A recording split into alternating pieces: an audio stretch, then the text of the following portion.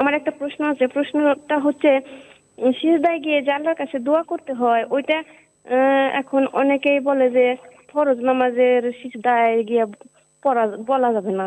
এটা কি শুধু সুন্নত নামাজে না সব নামাজের সিজদায় আল্লাহর কাছে দোয়া করা যাবে? জি, অসংখ্য ধন্যবাদ বোন আপনাকে। আপনি আমাদের সঙ্গেই থাকুন, আমাদের আজকের স্কলার আপনার প্রশ্নের জবাব দেবেন ইনশাআল্লাহ। সিজদায় গিয়ে দোয়া কবুলের সম্পর্কে উনি জানেন। এখন অনেকেই বলছেন যে এটা ফরজ নামাজের সিজদায় গিয়ে দোয়া করা যাবে না, সুন্নত অথবা নফলে করতে হবে, আসলে কোনটা সঠিক?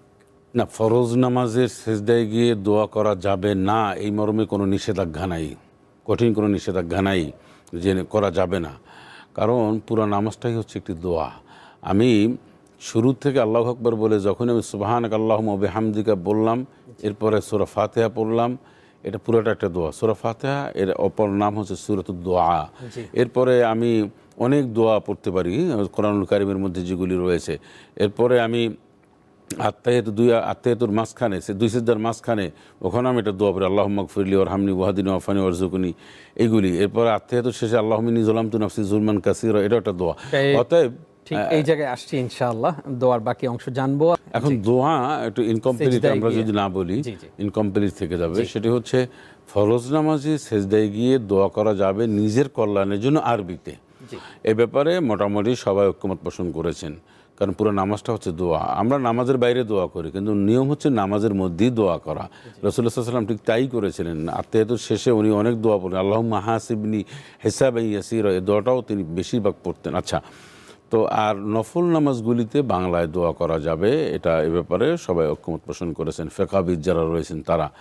সুতরাং এরকম না যে ফরজ নামাজে আমার নিজের কল্যাণের জন্য আরবিতে দোয়া করতে পারবো না, এটা ঠিক না, করা যাবে। হ্যাঁ, তবে এটা নিয়ে যেহেতু দ্বিমত রয়েছে, তো আমার দোয়া করার তো অন্যান্য অপশন আছে, সেইগুলিতে আমি বেশি দোয়া করি। হ্যাঁ, এটা ভালো। তবে সেজদার দোয়া আল্লাহর কাছে বেশি গ্রহণযোগ্য, পছন্দনীয়।